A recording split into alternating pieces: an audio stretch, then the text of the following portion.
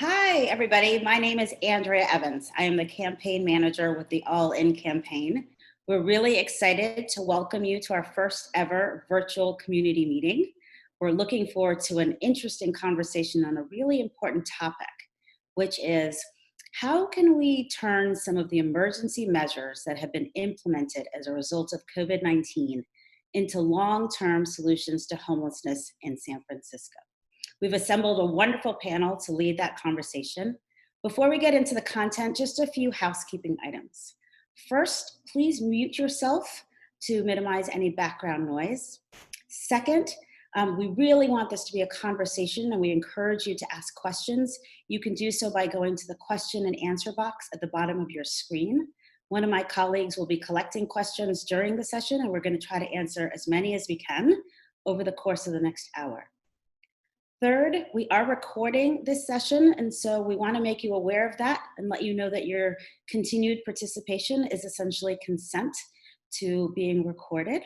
And finally, you may have seen some press reports about Zoom bombing. We're not anticipating that happening today, but we are prepared to deal with that if we encounter any disruptive interruptions. So, while we're waiting for some folks to join, already over 100 people are in, that's great. We do have one question that we'd love for you to take a moment to answer. The survey is on your screen, and it's really just to help us get a gauge of who's joining us for the conversation today. So the question is, have you heard of any of the following solutions to homelessness? And you can check all that apply and then submit your response, and I'll share that in a minute or so.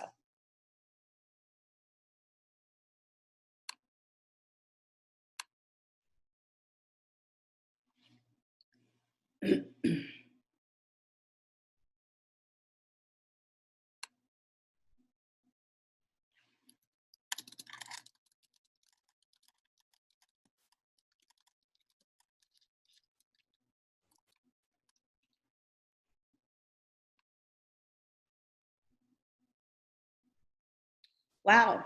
So it looks like folks are really familiar with a lot of the solutions.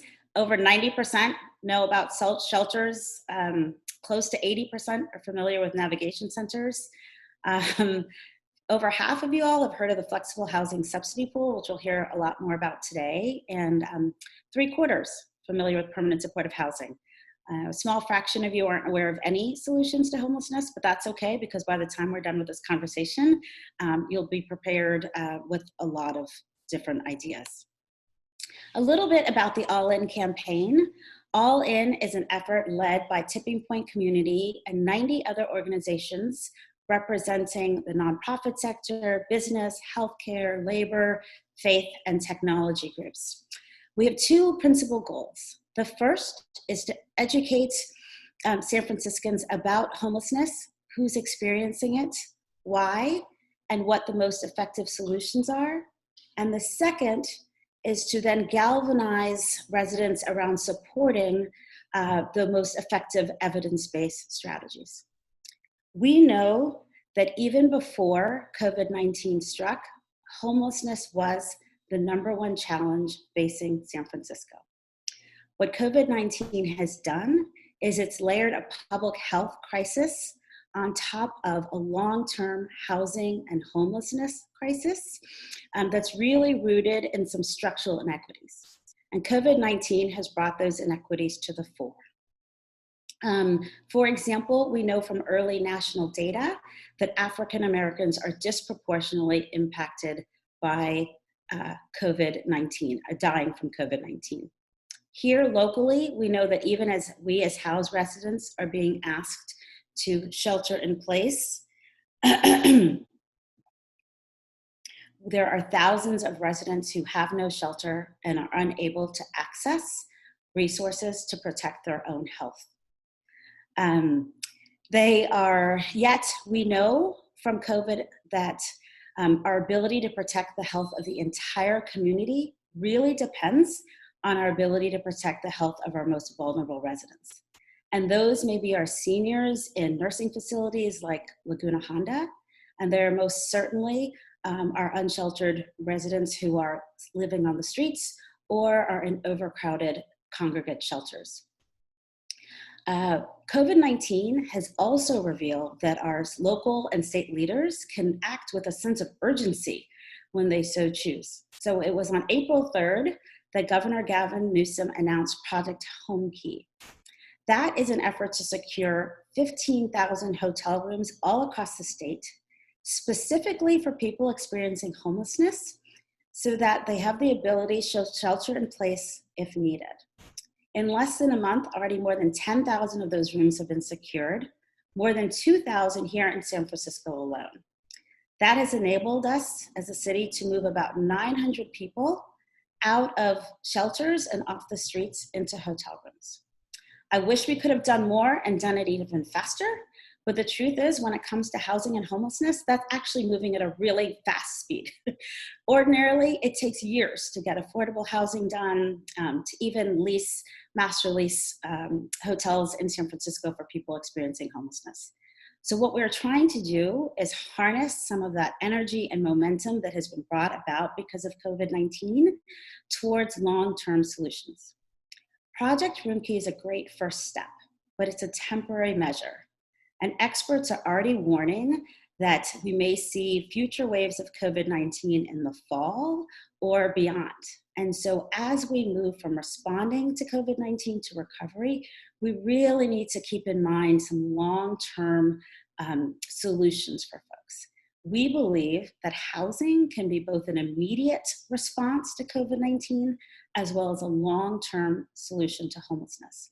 So what we're hoping to see is a pivot from Project Roomkey to Project Homekey, where we really acknowledge that housing is healthcare and that we set about trying to create more housing opportunities for more people in our community. So to lead this conversation today, we have a wonderful panel. We have Cheryl Shanks. Cheryl was born and raised in San Francisco. She experienced homelessness herself for a little while.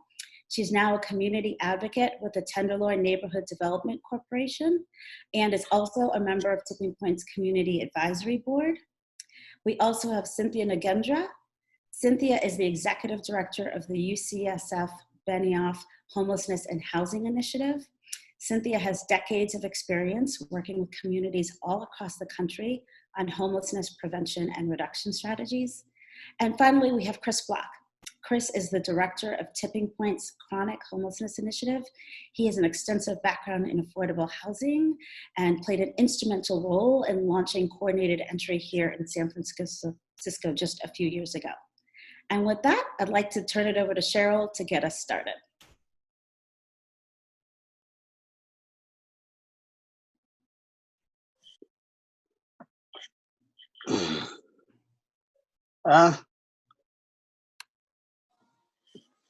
Hello, hi. My name is Cheryl Shanks. I'm a native San Franciscan. I am a Tenderloin resident. I am a community organizer with Tenderloin Neighborhood Development Corporation, TNDC. I am an advocate.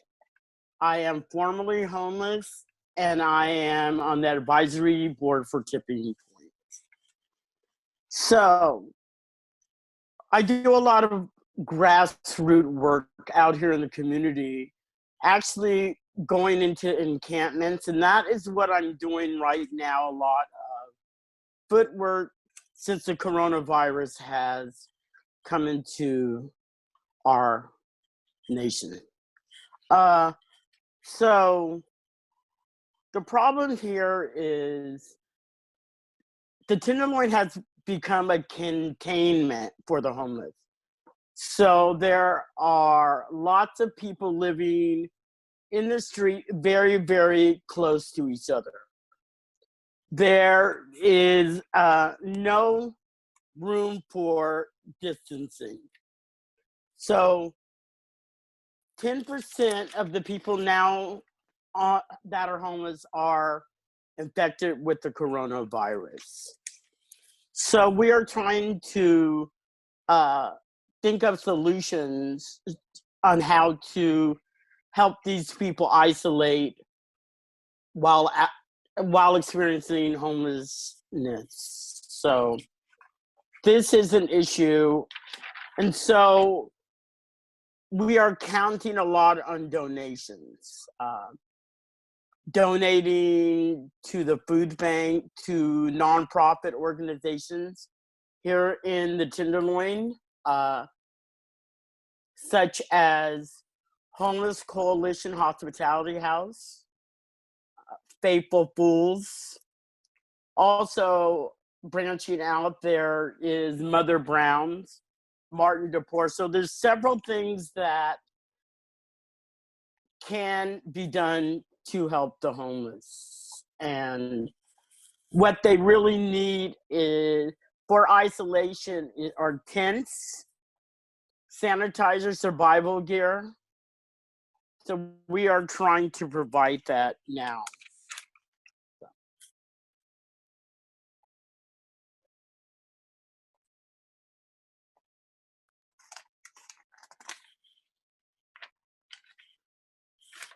I want to say one thing about the good that has come out of all of this. So we speak of the city being brought, people working together.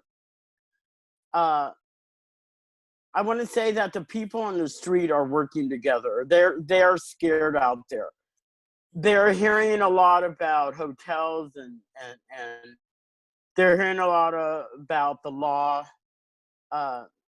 coming in. They know they don't have all the survival gear they need, and they're worried. But one thing they are doing is something I have not seen before, is that they're really working together and they're taking care of each other, and they're very, very concerned for each other.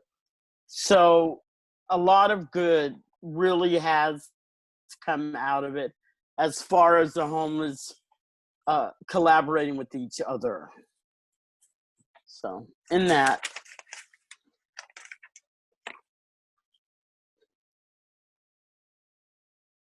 Is there any more questions? Is there any questions?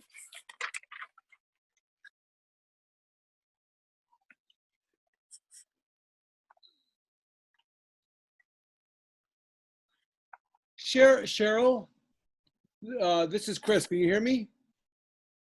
Yes, yes. Yeah. So could you just talk a little bit more about what you Can think you hear me? the next 60 days are going to look like for people on the streets, and what the plan is as COVID continues?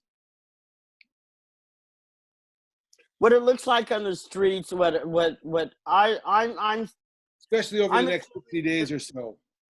The next few days, it's going to get more and more crowded. There's more people being let out of jail.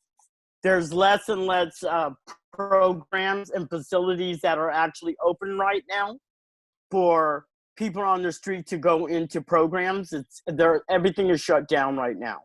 So there's more and more people on the street, and they're coming from different districts because there's an abundance of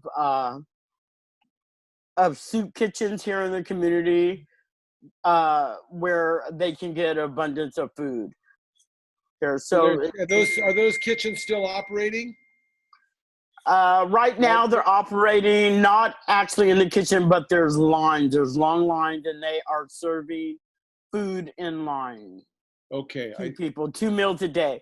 What would be really, really helpful, what I'd like to see, is food being brought to the encampments. There are a lot of people there who are disabled, that don't meet the criteria of going into a hotel room, that need help, and that can't make it to the lines to line up. Okay, that makes sense. Carol, thank you for one thing. Cheryl, thank you for all your work and for letting us know what's needed out there. There's a lot of people on the call, so hopefully we can all contribute to the solution. I think now what we'll do is move to Cynthia, who will give us a little bit of a bigger picture look. We wanted to go from the very local to now a bigger picture look at both the state and the federal level. So please, Cynthia. Hi, everybody. I assume I can be heard. Okay. Hi, everybody. Thank you for the introduction, Andrea and Chris, and for inviting me to be part of this really fantastic panel. It's such an important conversation. I just quickly will tell you about the Benioff Homelessness and Housing Initiative, or BHHI as we call ourselves. We are a very new research and policy center, policy center housed at UCSF, and we are just in the initial stages of launching and building that center. We want to ensure that anything we do is responsive to the current needs of the field. So we're really starting with stakeholder engagement, what stakeholders, including people with lived experience, want to know, what they need to know to strengthen the work that they do or have better housing and health outcomes in their lives. So through the rigorous research at UCSF, and hopefully much more time sensitive, rapid and responsive research. So we don't want to be doing long research projects that take years to have any results. Through research, policy, education, and a communications platform, we really hope to actively engage stakeholders from the very beginning, which is kind of the stage we're in, to design any research questions. And we're focused primarily on identifying and advancing solutions to prevent and reduce homelessness, and inform the creation of what we know is the solution, which is extremely low-income housing. And that's focused on San Francisco, the Bay Area, the state of California, that we really hope that anything that we do really informs the field across the country. So, as a field, we already know the root causes of homelessness. They're socioeconomic, and I think all know that in this audience, but I'll repeat them. The real kind of drivers are the dearth of affordable housing, incomes not matching housing costs, lack of healthcare access, structural racism, and that's sort of the high. It's not an exhaustive list, but we know that also housing ends homelessness. We have a lot of evidence and research that shows us that. And we also know communities, however, have to navigate what is a market-based solution, housing, in a very difficult market. And so what we want to do is strengthen the evidence base around this solution while providing the data that communities need to make the best decisions on solving the issue, on getting people safely indoors and getting them housed as quickly as possible, and where healthcare and housing and homelessness really intersect, and recommend evidence-based policies to decision makers and practitioners to help people sort of really be able to feel like they're making the most evidence-based decisions. Happy to talk to anyone offline more about the work that we do. And so thank you for inviting me today. So I just wanted to make a few opening remarks. They kind of echo actually the sort of what's already been said a bit, but I want to sort of talk about what we are learning during this very unprecedented time and the opportunities and challenges that lie ahead. I don't think what I'm going to say is going to be a huge surprise to anyone here today, but I do want to sort of outline a few points. The pandemic has illuminated and elevated for a wider audience what the people experiencing homelessness and working on homelessness have known for a long time, that we can't truly have a healthy, thriving community until all people have a stable, affordable place to live. The safest solution for people in this crisis and just going forward is permanent housing.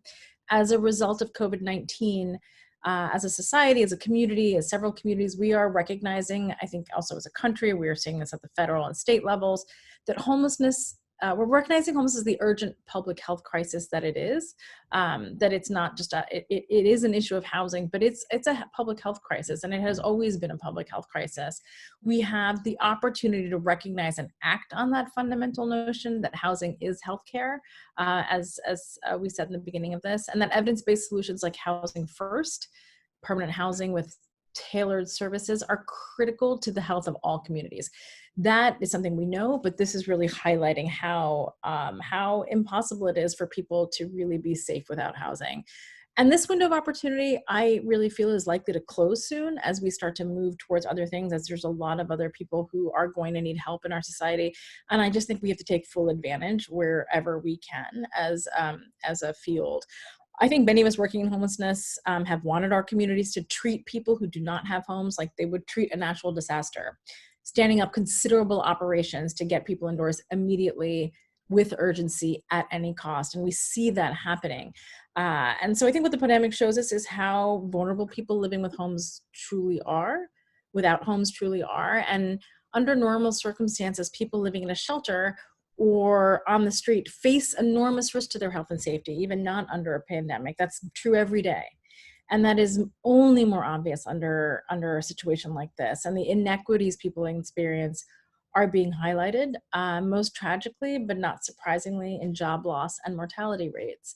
And so we are also more plainly seeing how important it is for the homeless and housing response to be working hand in glove with our healthcare systems.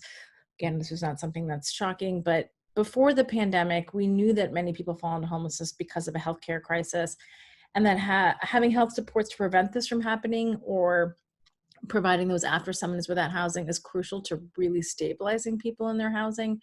So the partnerships that are emerging between public health systems and homelessness, we see a lot of the lack of coordination, but we also show how they should be nurtured and grown and strengthened. And we can't really do this without the healthcare system. The overcrowded emergency rooms that we're now seeing in the horrific circumstances are probably often how homelessness frontline providers feel in trying to respond to such difficult complexities without real resources to do so in a comprehensive way.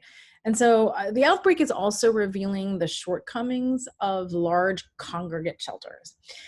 We never thought shelters were the ideal place for people to be. They're very much a Band-Aid emergency response. We've gotten better at figuring out how to shelter people in a way that is dignified and gives people what they need, such as navigation centers and other shelters that are really moving towards a more like sort of low barrier housing focused sheltering process. But we're going to have to consider solutions that are going to allow guests and staff to be safe. And that likely isn't going to include large congregate settings for a while, or maybe it shouldn't at all. And it also highlights that shelters are not permanent housing. People are living in shelters as if they were, but they're not permanent housing. And people have had to resort to using them as such because of not having better options available to them. And we didn't used to need large congregate shelters 30 years ago because there was enough affordable housing for people who need it. And I think that we have to move away from the idea that people living in shelters for years is normal or acceptable. Whatever form that takes, they need to be connected to a system that houses people as quickly as possible. And we can't just stop at that temporary, that kind of Band-Aid solution. So the good thing is that communities are treating homelessness like the urgent public health disaster it is. We're definitely seeing that from our state partners. We're definitely seeing that at the federal level. I mean, I think HUD especially, and some federal partners are, really fighting to put a lot of funding in the it's never enough, but putting a decent amount of funding into the next few packages that will come to communities, and how communities use that and how they have the capacity to use that, and how they are, we need to help communities really have the capacity to use that and figure out how to allocate those funds and match them with state funds. But it at least we're showing that people can be moved off the streets. We all know that this is what we have needed to be doing for a long time, all along. And it just took this pandemic to develop the will and the resources to do it. We need to seize on that opportunity. And it's an enormous undertaking to stand up these hotels as emergency housing. I want to applaud the Herculean efforts of the people who are working tirelessly to make that happen in San Francisco, in the Bay Area, all over the state. And I've been talking to a lot of providers about how, it's really difficult to stand up these hotels and the kind of resources that are needed, but people are doing it. People are being brought indoors, and lo and behold, it's a much better place for people to be. And for showing us that it can be done. It makes really clear that government at all levels has a lot more capacity to rapidly shelter and house people who have serious health risks, and it is a temporary measure. So we want to focus on housing solutions, and that's, I know, what our conversation today will be a lot about, and keep our eye on the prize. We want to make sure that people are getting housed, not just impacted by COVID. One of my concerns is that we might only focus on folks who are impacted by COVID. We want to think about a system, that really is thinking about everybody, as we have been. Many communities have large portions of people living in crowded shelters or on the streets, but many people are being moved into permanent housing. This is anecdotal, but it bears noting that some providers in the Bay Area have been rapidly rehousing or putting people into housing quickly, and finding units for people with permanent supportive housing, vouchers, rapid rehousing, and putting more people into housing the last couple months than they have in previous months. And that's likely because landlords are more flexible, housing authorities are more flexible, people really, want to get rent, paid for, but it can be done, and people can move from homeless to housing with proper financial assistance and supports. It just makes clear that we can do this. And so I'll close with, We've learned that communities really need to include homeless programs, shelters, and unsheltered people into all plans to mitigate COVID-19. They can't be an afterthought. They really have to be integrated into any of the public health plans. We need to bring as many people indoors to safely socially distance sites, hotels, or really most importantly into their own permanent housing. It doesn't have to be that we just bring them into hotels. We can focus also on getting people housed. We just can't let people then go back onto the streets, after they've been in these interim emergency housing that just they're probably losing their shelter spot. They really don't have anywhere to go. So we want to focus on that. I know we're going to talk about that with Project Hunky. And importantly, this is an area of research for us. We really don't have much data on people who are living outside or encampments or otherwise. We have frontline workers who are heroically working with people in encampments like Cheryl, and we don't really have a lot of data on those folks, and the CDC has said, we shouldn't sweep those encampments, but we really don't know how vulnerable people are there. And so we just have to think about the fact that people are still very vulnerable outside and not sort of forget about those folks who are not eligible for something like Project Roomkey or being bought indoors. And we have an even less shelter capacity than we did before because congregate settings need to be thinned out. So we need to figure out how to scale up cost-effective interim emergency housing and really focus our efforts on permanent housing strategies and sort of really be careful not to forget the people who are not impacted by COVID-19. Thank you so much, Cynthia. I really appreciate all of those comments. I know that you have been working in the field for a very long time. And so thinking back to some of the steps that the government, federal and local, took coming out of the 2008-2009 recession, I'm wondering if there are lessons learned there that you think are directly applicable now, or if this is really just a different order of magnitude. And so we should be starting from scratch and how we think about coming up with some long-term solutions. Yeah, I think that the lessons we learned from the stimulus, the Great Depression in 2008, 2009, when we had so many more, and this is a magnitude that I think is greater for sure. It's affecting so many more people. It's not just a housing crisis. It's a crisis it's affecting so many different sectors. So there's going to be a lot of people who have housing instability that are going to be needing help. And so in 2009, what was a kind of a good shift that the federal government made was that they started providing rental assistance to both prevent people from falling into homelessness and to rehouse people. So it was kind of an unprecedented amount of financial assistance for people, very flexible financial assistance for people to get rehoused or to stay in their housing. And communities really had to figure out the services piece, and that is still going to be a challenge. But that we learned that rental assistance does prevent homelessness, giving people funding to stay in their homes and pay their rent. People will figure it out if we can sort of help them stay where they are or get rehoused as quickly as possible. So we did house a lot of people. I mean, in 2009 and sort of the past decade, homelessness has decreased, even though there was a very difficult job market. There was a recession, for a number of years, and housing costs went way up. And homelessness generally over the last 10 years across the country decreased fairly steadily. It has ticked up again in the Bay Area because of housing costs.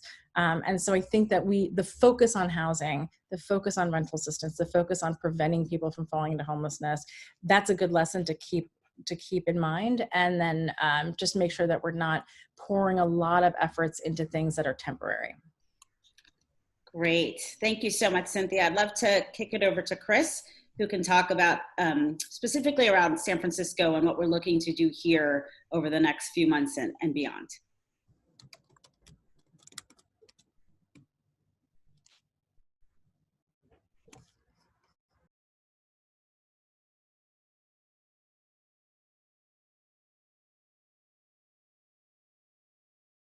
Hello, can you hear me? Cynthia, can you hear me? Hello? Okay, great. Sorry, I had a little bit of unmute. Again, my name is Chris Block. I'm the director of the Chronic Homelessness Initiative. What I want to say as we move to the discussion and question and answer is, let me give you a little bit of the local context. We have placed a huge amount of emphasis on responding to the crisis, which is absolutely appropriate. And we've done that in a number of different ways, probably most notably in the emphasis on getting people into hotel rooms. And that's important and critically important. But we are at a pivot point in this crisis. And that's why we talk a lot at the Chronic Homelessness Initiative to moving from Project Room Key, which is the hotel emphasis, not, and when we say moving, we don't mean we should stop putting people in hotels, but we need to shift to continue placing people in hotels and to put a significant emphasis on how many of those people who we get inside, we can put inside permanently. Otherwise, we're going to put a large number of people in hotel rooms today. We're going to discharge them in August, put them back into hotel rooms in November, and then discharge them again in January, which doesn't make sense, certainly most importantly from a human standpoint, and certainly doesn't make sense as we're trying to manage this pandemic. So there are three key ways that people at the local and state level certainly are talking about permanently housing people that we're getting inside now as a result of COVID. And the first is hotel and motel conversions.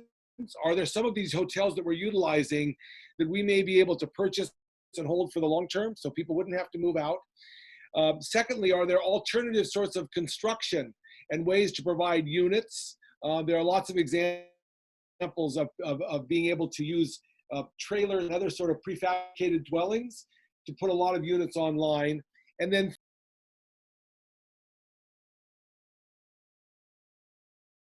there's a large effort to actually place people into available units now using our flex pool model. And so one of the fastest ways to move from Project Room Key to Project Home Key would be to use our local flexible housing pool in order to do that. And in its I think most elegant form, rather than putting someone in a hotel room because they are vulnerable to COVID, we could actually house someone in a market rate unit somewhere in the city, and that they could stay there permanently as a result of ongoing subsidy. So the question for all of us, I think, from this point forward is, can we begin to put as much emphasis on allowing people to stay inside permanently as we have as the emphasis we placed thus far in getting people inside temporarily? Thank you. Thanks a lot, Chris. Just a follow-up question. What do you think is the single most important thing that needs to change in San Francisco to make progress on Project Hunky? Okay, I think, well, two things. The first thing I think that needs to change is what I referenced in my remarks. I think we have to place as much emphasis on getting people housed permanently who are now inside as a result of COVID, as we have spent thus far on getting those people inside in the first place. We need to have a citywide movement to make sure that people that are now in hotel rooms don't have to leave back to the streets to be put into hotel rooms again in the future. And then the second thing, which is the flip side of that coin, is we need to make sure that certain pots of money that are targeted toward COVID are also targeted for this more permanent response to homelessness, which is, of course, housing. So I'm saying there's the CARES Act, there's emergency shelter grants, there's community development block grants, there's FEMA dollars for hotels. We need to make sure that a portion of all of those dollars go to rent subsidies to keep people into housing who are now being housed temporarily as a result of the COVID response. So much. We do have some questions from the audience that we would like to turn to. And Chris, just following up on your reference to the flex pool and taking advantage of available units, there is a question from Sue who asked, where can you find this housing so quickly? If it's not in hotels, why did it or does it take so long for empty units to be filled? So that we can do that more rapidly.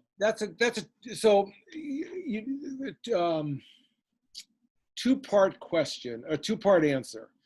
The challenge in getting units permanent supportive housing units filled in the permanent supportive housing stock from the city has had a lot to do with getting people what we call document ready, so that they have the right documents to move into the unit, and that the right unit is available at the right time. And there have been challenges around that. There's been some improvements certainly in the last 6 months. What we're talking about though with the flex pool is really a separate approach. We're not using the city's permanent supportive housing portfolio stock. We're using units that already exist in the private market. So I will say two things. In the permanent supportive housing stock, there has been, even during COVID, the last couple months, significant improvement in getting people into those units, into those vacant units. On the private market side, Tipping Point and the Chronic Homelessness Initiative has funded a group called Brilliant Corners, which identifies units in the private market and then utilizes those units for permanent supportive housing.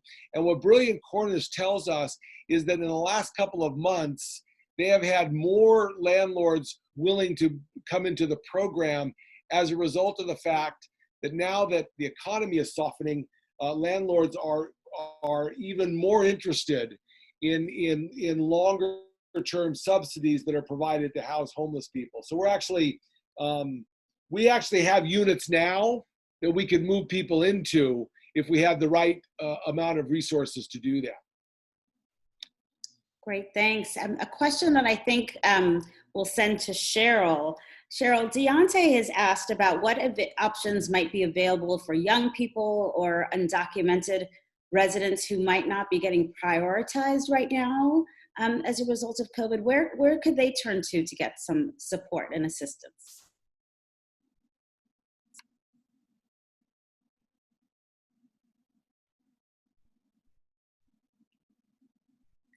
Cheryl, please unmute yourself. Unmute yourself. There you go. Thank you.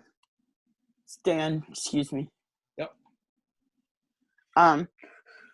So right now, there are places here in the Tenderloin that do reach out to undocumented immigrants that are here. And so they are, anything that's available to any homeless person here on the streets is available to the immigrants here. No one is asked to show their paper. No one is asked to show their documentation on them being legal or not. So any resources that are here are available. Yeah. Great. Thank you. Thank you for clarifying that. I think it's an important point and one that not many people know, but San Francisco does not ask that line of questioning so that we are able to. It is a sanctuary city. Exactly. Yeah. Cynthia, a question for you. I think this was posted by an anonymous person, but I know it's been in the press a lot, so I imagine it's on the minds of quite a few people. And that is, what do you think about the movement towards the safe camping sites? Is that a good complement to the work that the city is doing, or is there the potential that might sidetrack from some of the work that's being done around creating more permanent supportive housing? Kind of, what's your take on what the right balance is there?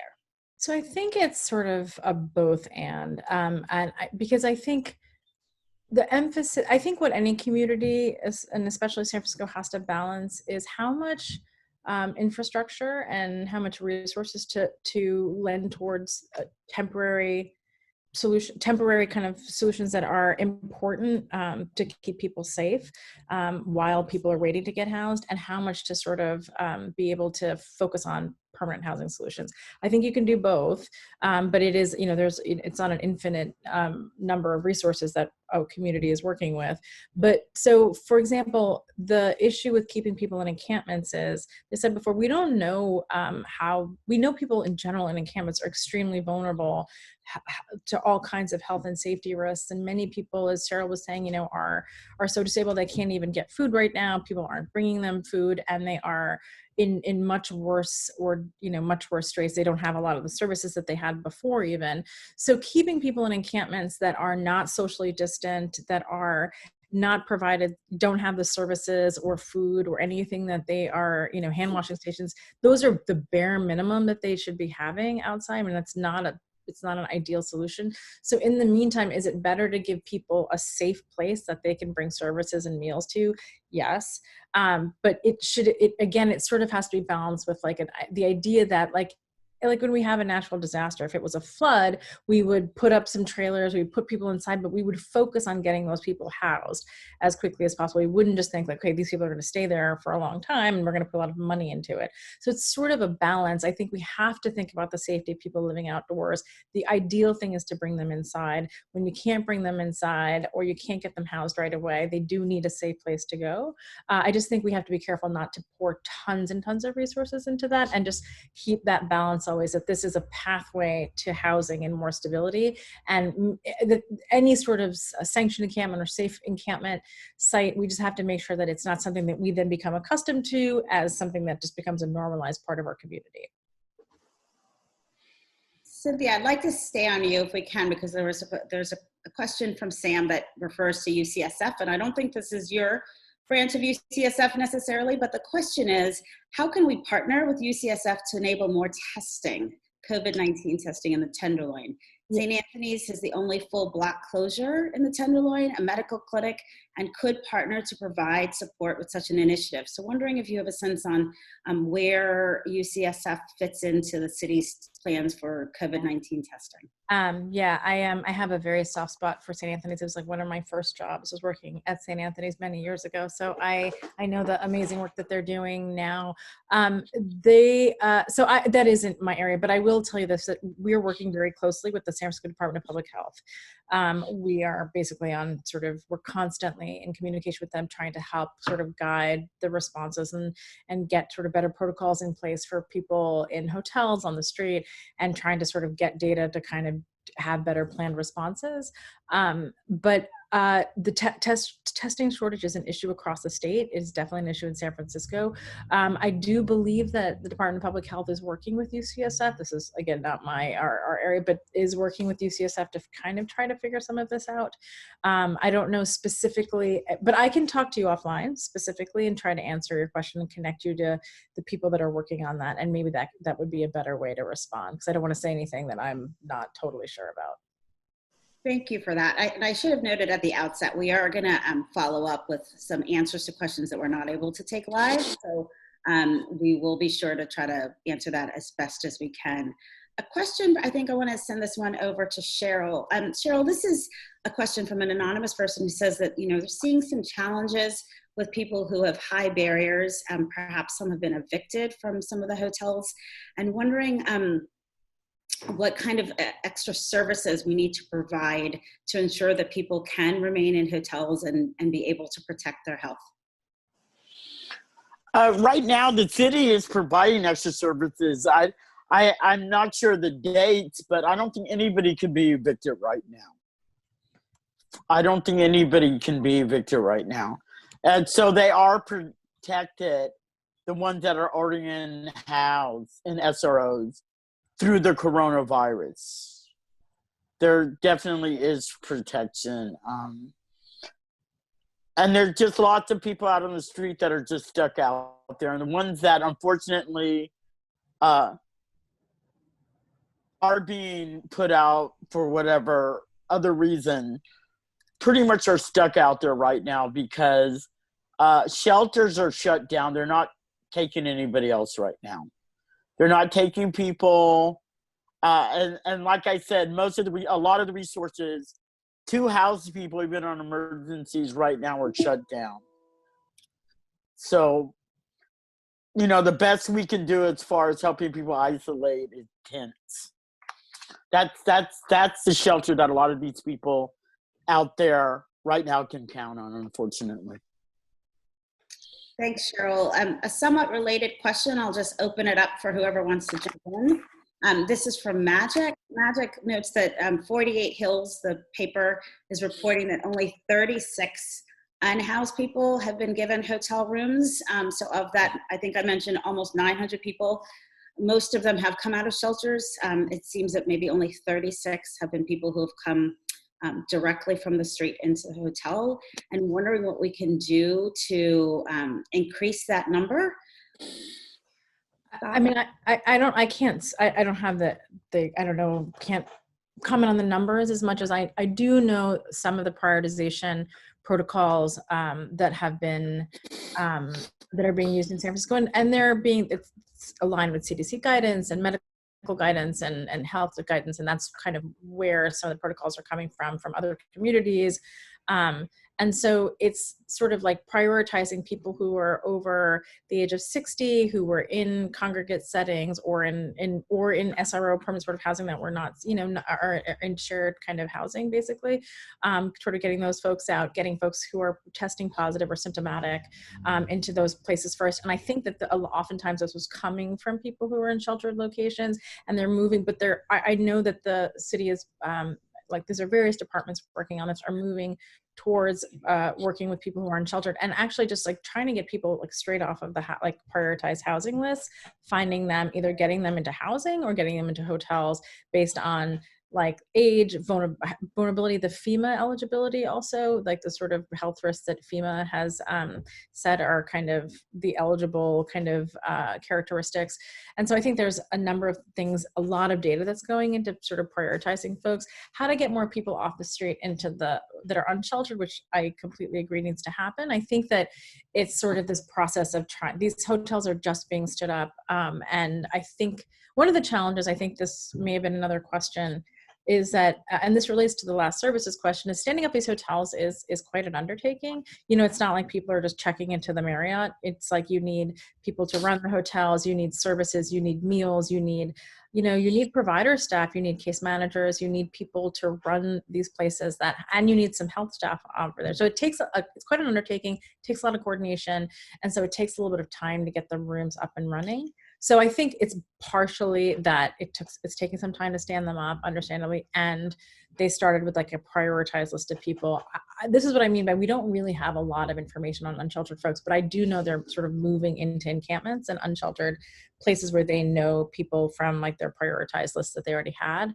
I mean, ideally, we would get those people in right away. I think that there's just not a lot of capacity to run the hotels, frankly. There's rooms, but we still need the staffing to run all those places. So I think those things are what's being balanced.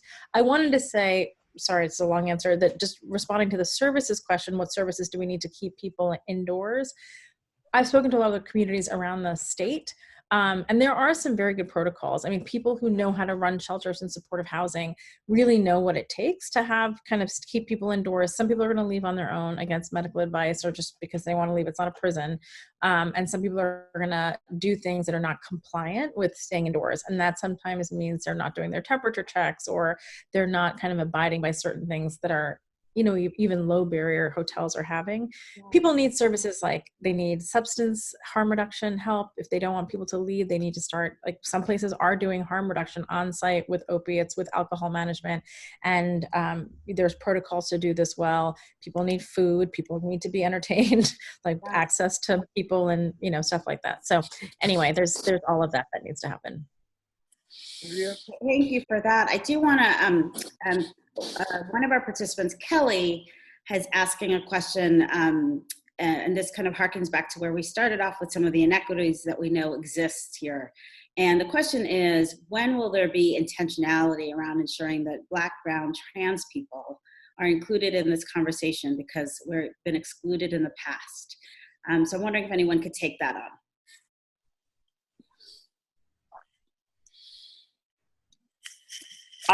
This is Chris. Oh, please, Cheryl. I just want to say Black, brown, trans people. I think right now they fall under, unfortunately, the category with everyone else who's stuck out there. There's lack of resources right now due to the corona.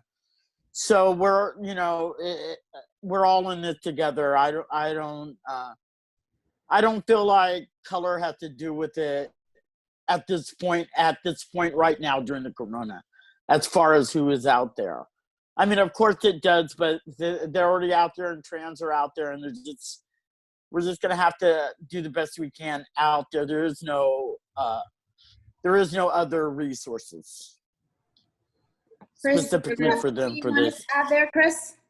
A couple things. I mean, I think that to Cheryl's point, I agree with what Cheryl said. And, I think a couple comments, one more general and then specific to this. Whether we're talking about sanctioned encampments or whether we're talking about home key and the flex pool, I think we have to understand that the history of homeless solutions in San Francisco is that we just don't have enough of them. And so we're always kind of talking from a position of scarcity. So one of the things we have to learn from this crisis is we need a lot more solutions to address homelessness. So I support sanctioned encampments during this time because I think it's part of the way that we're going to deal with street homelessness right now. And I support shelters and I support getting people into hotel rooms. In the same way with permanent housing, one of the things that the biggest obstacle is that for every 4 or 5 or 6 people who need permanent supportive housing, we have 1 unit. So unless we double or triple the number of units, we're never going to have a reasonable policy, whether we're in a crisis or not. So we need more housing options for street homeless. So yeah, this is a good time to do a sanctioned encampment and safe parking. And we just need more housing, which is why we're really pushing the flex pool, because that way we can respond to the crisis and get more units.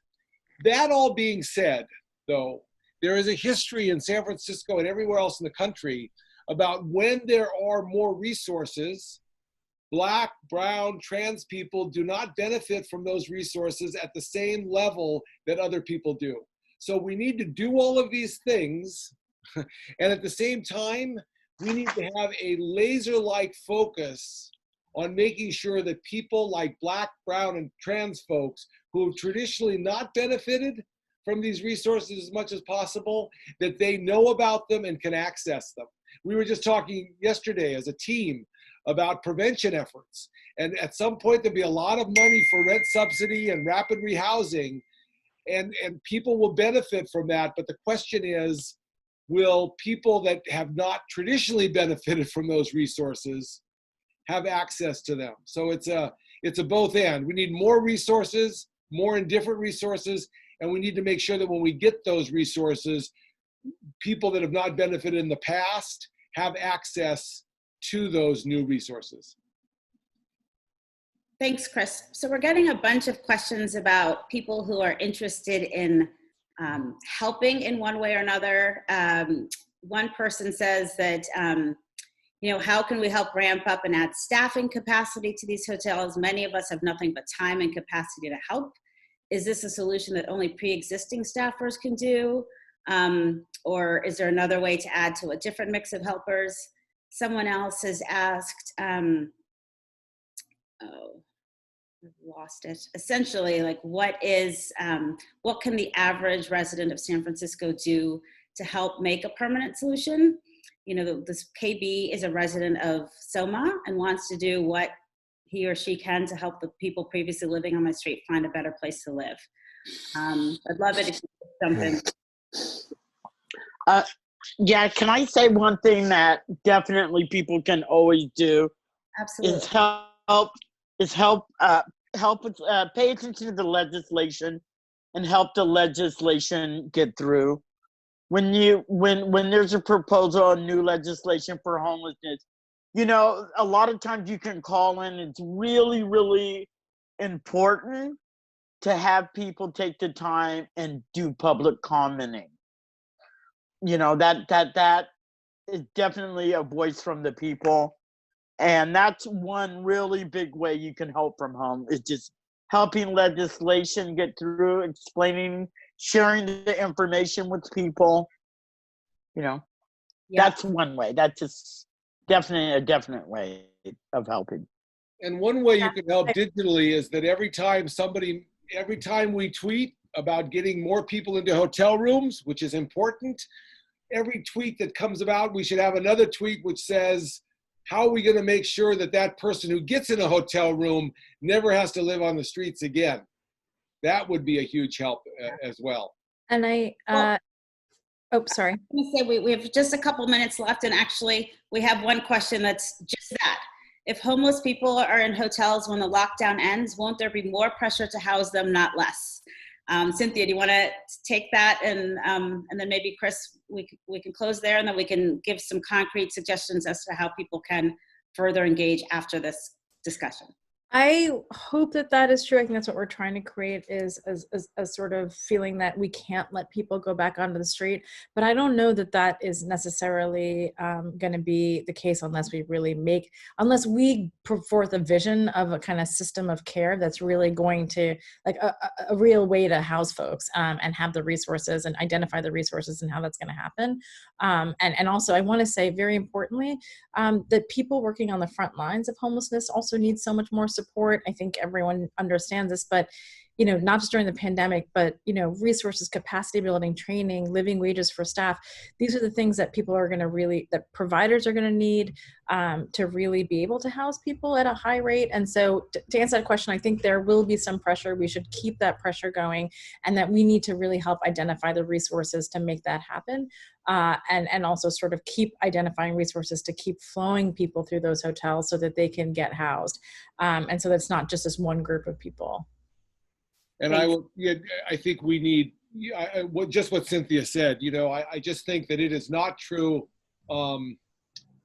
You only have to spend a limited amount of time at the emergency room at General and see people who are discharged from the emergency room to homelessness to know that, quite frankly, in the city, and this is something we share as a collective responsibility, we're very comfortable discharging people in various circumstances back onto the street. And we do it all the time, from the jails to the hospitals to other institutions. So if we're going to keep people that are currently inside permanently, it's going to take a huge public push by all of us. The good news is that there's a lot of willingness to do that. We just have to help to make sure that the willingness is combined with the budget priorities and the political will. And we can do that. Great. So as Cheryl was saying, we need everyone to speak up and to go all in with us. It seems hard to do now because we don't have the same kind of public meetings. They're all virtual, but there are opportunities to provide public comments still. We would love it if everybody who has not yet gone all in could text could text all in to 66539. And if you have already gone all in, if you could tell some of your friends, colleagues, neighbors, family, if everyone got 3 more people to go all in, that would help certainly in being able to galvanize public sentiment and will and resources over the long course. We're really going to need that. I think Cynthia mentioned that, COVID-19 has brought, there's so many issues that our city and our state needs to wrestle with: education and business and travel, hospitality. I mean, the suffering is tremendous. And so we want to see better outcomes in all of those areas. And we also need to make sure that as all of those areas are being tended to, that our homeless neighbors are not forgotten. And so we need to keep up as much public pressure as we can. We are going to do that through this campaign and through other works and projects that we already have going with the city, trying to work towards more permanent solutions. We also are getting ready to unveil a way that you can show support and solidarity, even from your homes. So please follow on with All In. We're going to be having some little kits, things you can put up in your windows and so forth that you can design at home, even if you only have crayons or markers, because we do really want to show our support now more than ever. And we really want to thank you for joining us today. We will try to get to the questions we weren't able to get to. I apologize that we weren't able to get to everyone, but I so appreciate your willingness to show up and to learn more about this issue and to engage. We really need that, and we really need you to reach out to as many of your friends and family members as you can to do the same. So with that, I want to thank you. I want to thank our panelists so much: Cynthia, Cheryl, Chris. Really appreciate all of you. And we'll be in touch soon. Take care, everybody.